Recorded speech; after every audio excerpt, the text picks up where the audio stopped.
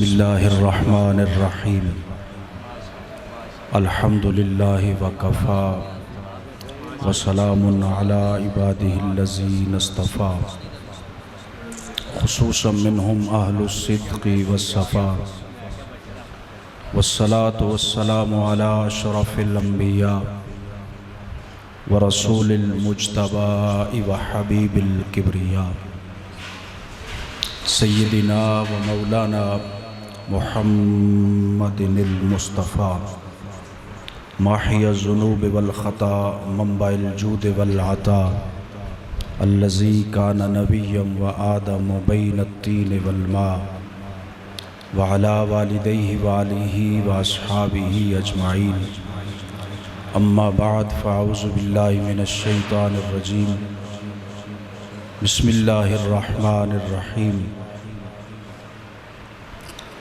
वमन अस्दक़ु मिनल्लाहि क़ीला सदक़ल्लाहु मौलानल अज़ीम व सदक़ रसूलुहुन नबियुल करीमुल अमीन।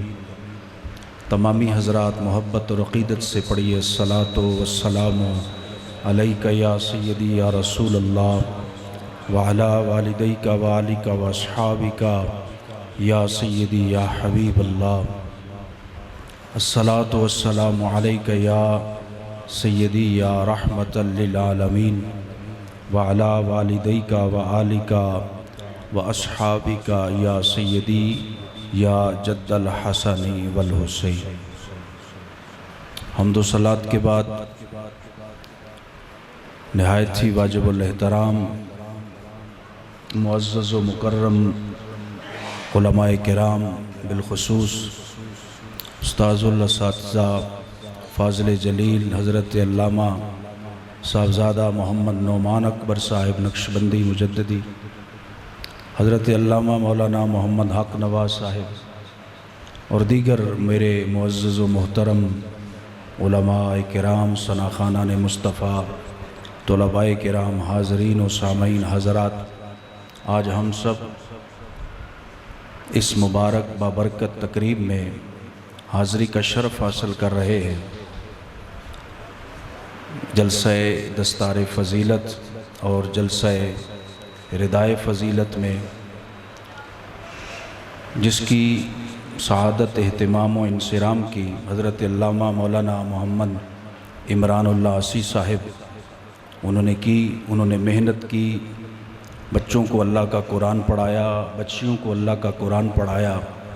अल्लाह ताला उनकी मेहनत को कबूल फ़रमाए और जिन बच्चों ने कुरान मजीद और जिन बच्चियों ने बुरहान रशीद पढ़ने की सआदत हासिल की, अल्लाह रब्बुल आलमीन उनको दोनों जहानों की बरकतें नसीब फ़रमाए और अपने इस मुक़द्दस कलाम की हर मुबारक हरफ की अल्लाह ताला उनको बरकतें नसीब फ़रमाए।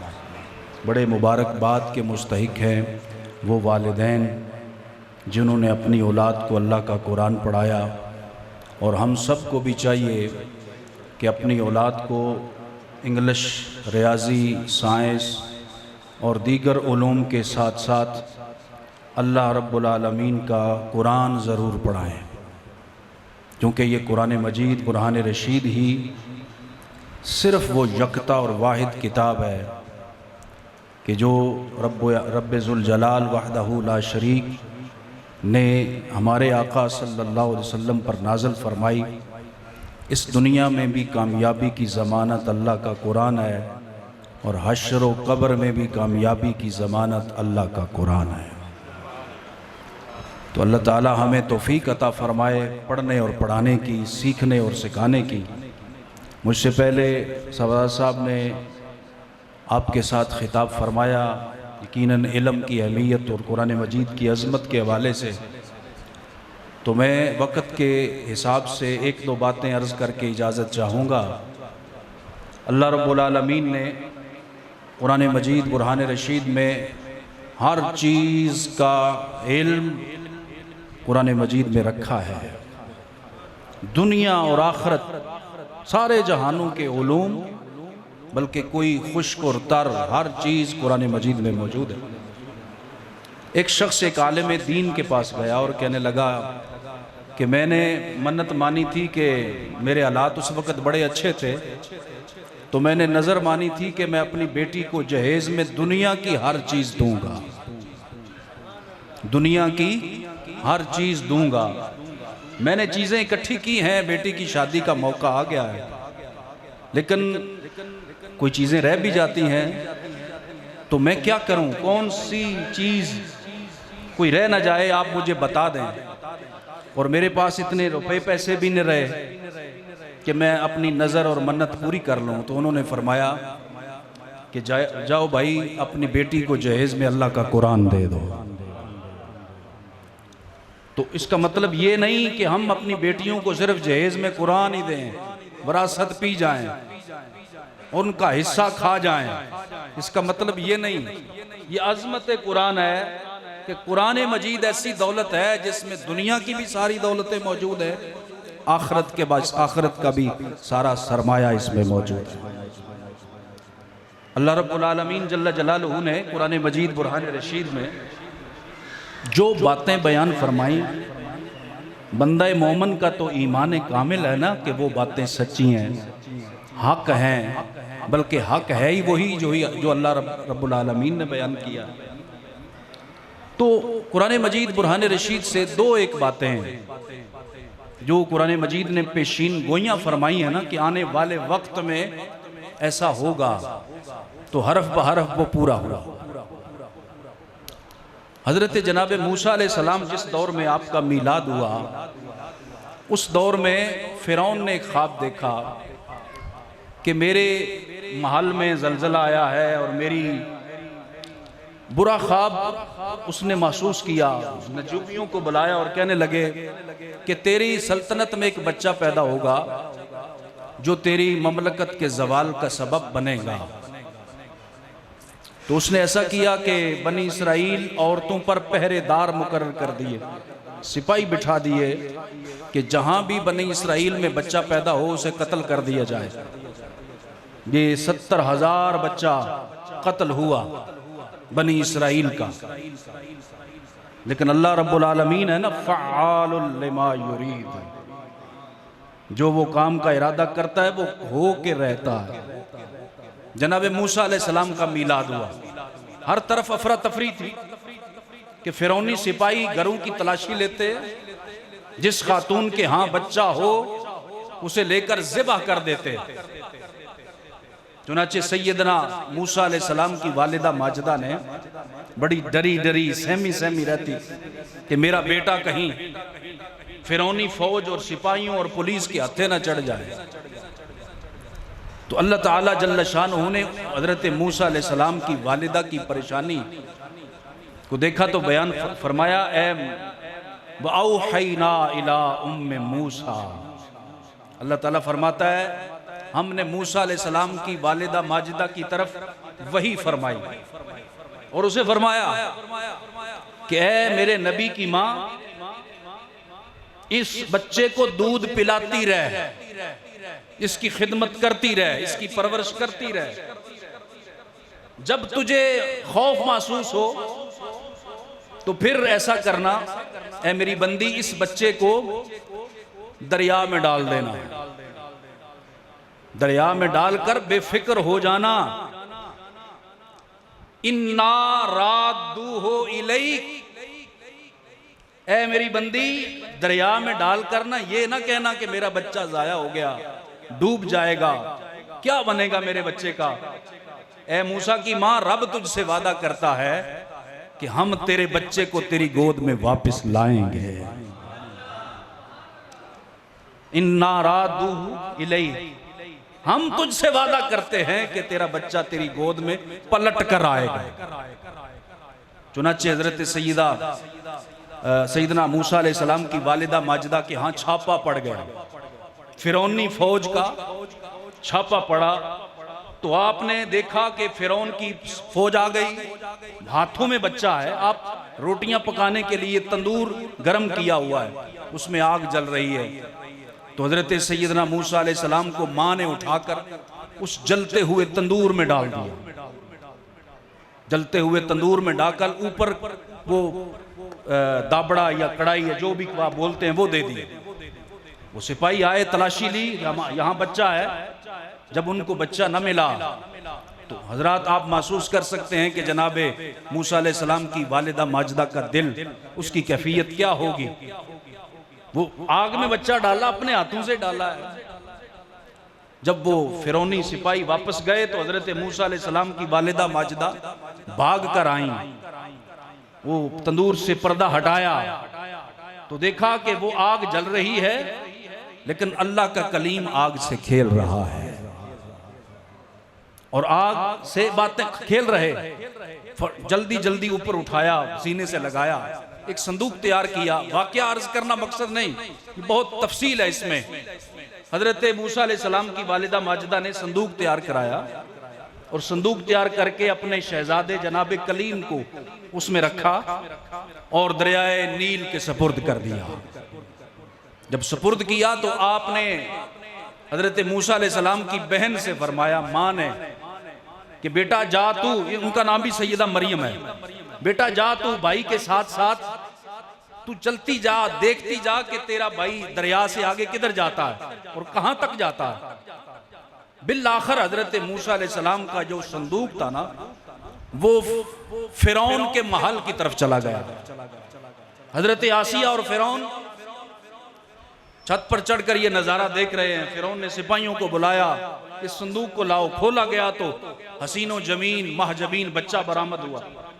हजरत आसिया ने उठाकर फौरन सीने से लगाया और सीने से लगाकर कहा कि कुर्रतु आईनी, ये बच्चा तो मेरी आंखों की ठंडक है, इसे हम अपना बेटा बनाएंगे। फिरौन कहने लगा तू पागल है, ये बच्चा पता नहीं कहां से आया है, शायद ये बनी इसराइल का बच्चा हो, हम नहीं बनाएंगे।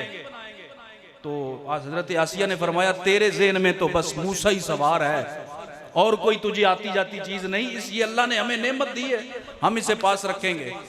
चुनाचे हजरत मूसा अलैहिस्सलाम को फिरौन ने कहा कि हजरत आसिया के कहने पर फिरौन मान गया और कहने लगा ठीक है, किसी दाई का बंदोबस्त करो।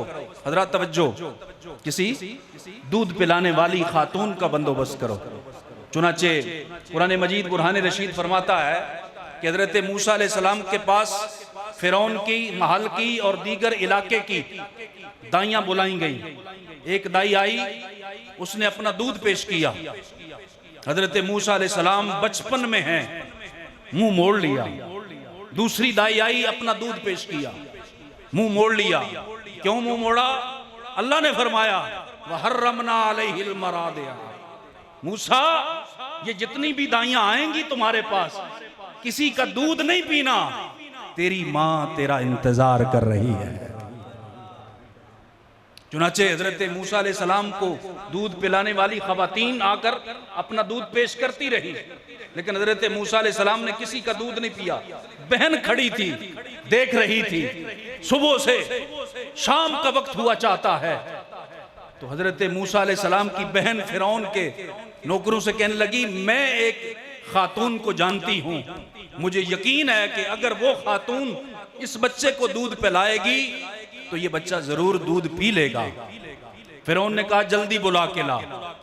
अब बहन दौड़ी हुई घर गई, मां से कहा अम्मी भाई इंतजार कर रहा है, आपके अलावा उसने किसी का दूध पिया नहीं, भाई इंतजार कर रहा है। चुनाचे हजरत मूसा अलैहिस्सलाम की वालिदा माजिदा आप चलती चलती फिरौन के महल में आए, बच्चे को उठाया, उठाकर छाती से लगाया। अब हाथों से ही लम्स महसूस हुआ वो तो अल्लाह के नबी हैं कि ये मेरी माँ है। अपनी छाती से लगाया, बच्चे ने फौरन दूध पीना शुरू कर दिया। फिरौन बड़ी हैरानगी से देख रहा था, कहने लगा ऐ खातून, बड़ी बड़ी दाइयां आई, उन्होंने दूध पेश किया, तुझ में क्या खासियत है कि ये बच्चे ने आते ही तेरा दूध पीना शुरू कर दिया। हजरत मूसा अलैहिस्सलाम ने की माँ ने फरमाया मैं खुद भी पाक हूँ, तहारत को पसंद करती हूँ, नफासत और पाकीज़गी को पसंद करती हूँ। कुछ बच्चे ऐसे होते हैं जो खुद भी ताहिर होते हैं, नफीस होते हैं, पाकीज़ा होते हैं, वो पाकीज़ा का दूध ही पीना पसंद करते हैं। चुनाचे मैंने अपना दूध पेश किया।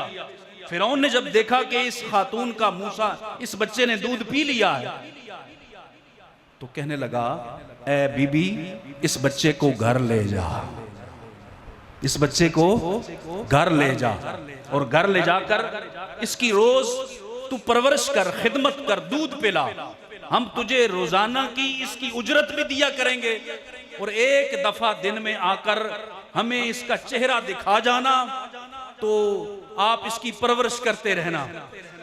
हजरत मूसा अलैहिस्सलाम की वालिदा माजिदा ने जब अपने शहजादे को उठाकर वापस चली ना, तो अल्लाह का कुरान, जो मैंने शुरू में अर्ज किया, वअौहैना इला उम्मे मूसा, ए मूसा की माँ घबराना नहीं, इस बच्चे को दूध पिला, खौफ करे तो दरिया में डाल देना, और परेशान नहीं होना दरिया में डालकर। इन्ना रादूहु इलैक, हम इस बच्चे को वापस तेरी गोद में भी लाएंगे। अल्लाह रब्बुल आलमीन जल्ला जानहू की बात ही हक है, वही कुरान जिसने कोई भी पेशीन गोई फरमाई वो सच है। सैयदुल अंबिया सल्लल्लाहु ताला अलैहि वसल्लम मक्कतुल मुकर्रमा में, और उस वक्त दो सुपर पावर ताकतें थी, दोनों कुफर की, एक रोमियों की और एक ईरानियों की। ईरानी जो थे ना उस वक्त, वो आग परस्त, आग की पूजा करने वाले, वो भी सुपर पावर, और दूसरी तरफ रूमी जो बज़ाहिर तो अपने आप को आसमानी मजहब यानी ईसाइयत के पैरोकार समझते थे। ये दोनों सुपर पावर ताकतें उस वक्त आपस में इनकी जंगें होती थी, कभी रूमी गालिब आ गए, कभी ईरानी गालिब आ गए, कभी रूमी गालिब आ गए, कभी ईरानी गालिब आ गए। तो मक्का के जो कुरैश थे ना, काफिर थे, उनका जो दिली लगाव था, जो दिली हमदर्दियां थी, वो ईरानियों के साथ थी, क्योंकि वो भी मुशरिक और मक्का के काफिर भी मुशरिक, और जो मुसलमान थे मक्कातुल मुकर्रमा में हिजरत से पहले, उनकी दिली हमदर्दियां वो ईसाइयों के साथ थी, क्योंकि वो आसमानी मजहब को मानने वाले थे। आज इस दौर में इस अहले इस्लाम का बच्चा कहीं पर भी हो, लेकिन उसका दिल फलस्तीन के साथ धड़क रहा। और अल्हम्दुलिल्लाह रब्बिल आलमीन पाकिस्तान में ये इतने अजीमुशान मुजाहिरे हुए और उनके हक में आवाज बुलंद की गई। और सिर्फ मेरी आपसे गुजारिश ये है कि कभी जब अपने घर में बैठो ना, बच्चों में खाना खाने लगो, तो फलस्तीन के बच्चों के लिए जरूर दुआ किया करो कि या अल्लाह उन बिलखते हुए बच्चों पर रहम फरमा, उस सिसकती हुई मिटती हुई इंसानियत पर या अल्लाह रहम फरमा। यार इतने 57 इस्लामी मुल्क हों और हर किस्म का असला और फौज और पावर और ताकत भी हो, और 14वीं सदी इतना फॉरवर्ड दौर, जिसे तहजीब का दौर कहा जाता है, जिसे कहा जाता है कि यह दौर बड़ा फॉरवर्ड दौर है। यहां तो इन जानवरों के हकूक हैं, यहां तो जो कीड़ी अगर सड़क पे जा रही हो तो उसके लिए, एक जानवर जा रहा हो तो उसके लिए ट्रैफिक रुक जाती है।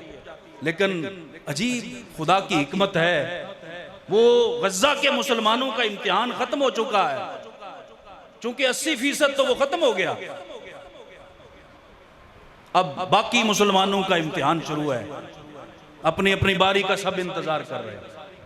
मैं ये गुजारिश कर रहा हूं कि गज्जा के मुसलमानों ने सिर्फ फलस्तीन या गज्जा के लिए कुर्बानी नहीं दी, उन्होंने किबला अव्वल को बचाने के लिए पूरी उम्मत मुस्लिमा का फर्ज किफाया अदा किया है। जो सारी उम्मत मुस्लिमा की जिम्मेदारी है ना, उसका वो फर्ज अदा कर रहे हैं गज्जा के मुसलमान। अल्लाह ताला उनको आज़ादी की दौलत अता फरमाए। तो कुरान मजीद बुरहान रशीद ने सूरह रूम नाज़िल हुई, उसमें अल्लाह रब्बुल आलमीन ने एक पेशीन गोई फरमाई, फरमाया कि कुछ अरसे के बाद जंग होगी, और उस जंग में, अभी जो जंग हुई है उस जंग में ईरानी फतह याब हुए हैं। कुछ देर गुजरने के बाद 9 साल का अरसा, वक्त आएगा कि दोबारा इनकी जंग होगी, और इस जंग में अल्लाह ताला रूमियों को फतह अता करेगा, और उसके बाद ईरानी दोबारा फतह हासिल नहीं कर सकेंगे। वक्त गुजरता रहा, हजरत जनाब सैयदना सिद्दीक़ अकबर रज़ी अल्लाह ताला अन्हु, आपने जब जाकर कुरान मजीद की ये आयात काफिरों को सुनाई तो उनमें से एक काफिर सरदार खड़ा हो गया, कहने लगा, ए अबू बकर ये कैसी बातें कर रहे हो कि रूमी गालिब आएंगे ईरानियों पर? ईरानियों ने तो रोमियों को लताड़ा इतना है कि अब वो उठने के काबिल ही नहीं रहे। ईरानी गालिब नहीं आ सकते, रूमी गालिब नहीं आ सकते दोबारा। हजरत सिद्दीक़ अकबर ने फरमाया, मुझे कसम है रब्बे जुल जलाल की, जो मेरे रब ने कहा है वो होके रहेगा, वही सच है, वही हक है। उसने कहा मुझसे शर्त लगा ले। अल मुख्तसर 100 ऊंट की शर्त लग गई कि 9 साल के अंदर अंदर अगर दोबारा इनकी जंग हुई और रूमी गालिब आए तो 100 ऊंट मैं दूंगा।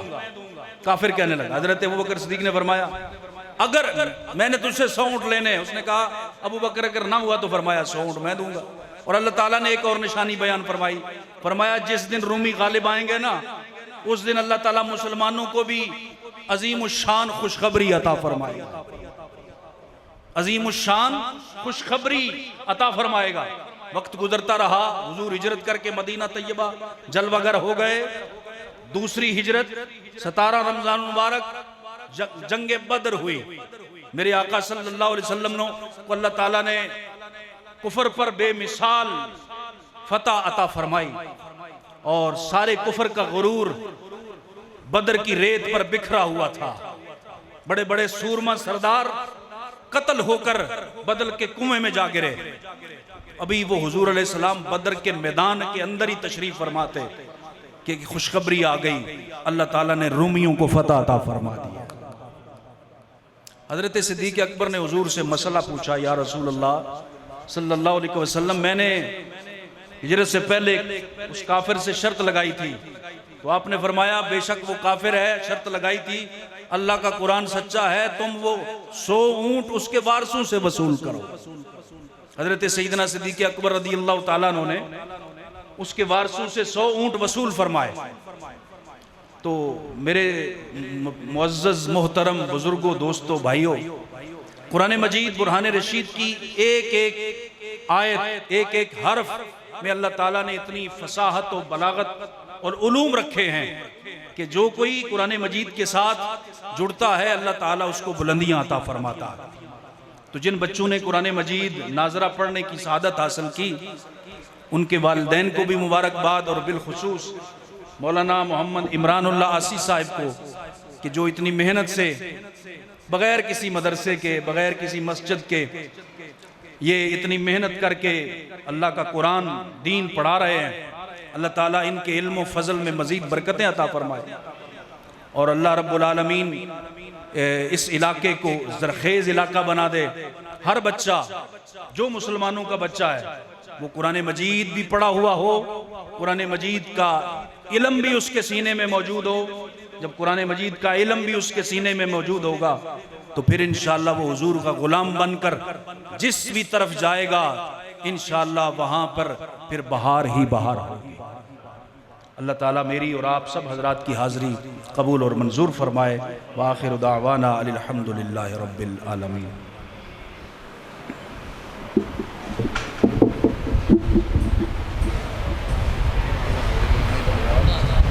नाज़रा पढ़ने की सआदत हासिल की, उनके वालिदैन को भी मुबारकबाद, और बिलखुसूस मौलाना मोहम्मद इमरानुल्लाह आसी साहिब को कि जो इतनी मेहनत से बग़ैर किसी मदरसे के, बग़ैर किसी मस्जिद के, ये इतनी मेहनत करके अल्लाह का कुरान दीन पढ़ा रहे हैं। अल्लाह ताला इनके इल्म व फजल में मज़ीद बरकतें अता फरमाए और अल्लाह रब्बुल आलमीन इस इलाके को ज़रखेज़ इलाका बना दे। हर बच्चा जो मुसलमानों का बच्चा है वो कुरान मजीद भी पढ़ा हुआ हो, कुरान मजीद का इल्म भी उसके सीने में मौजूद हो। जब कुरान मजीद का इल्म भी उसके सीने में मौजूद होगा तो फिर इंशाअल्लाह वो हुजूर का गुलाम बनकर जिस भी तरफ जाएगा इंशाअल्लाह वहाँ पर फिर बहार ही बहार होगी। अल्लाह ताला मेरी और आप सब हजरात की हाज़री कबूल और मंजूर फरमाए। व आखिरु दावाना अनिल हम्दुलिल्लाहि रब्बिल आलमीन।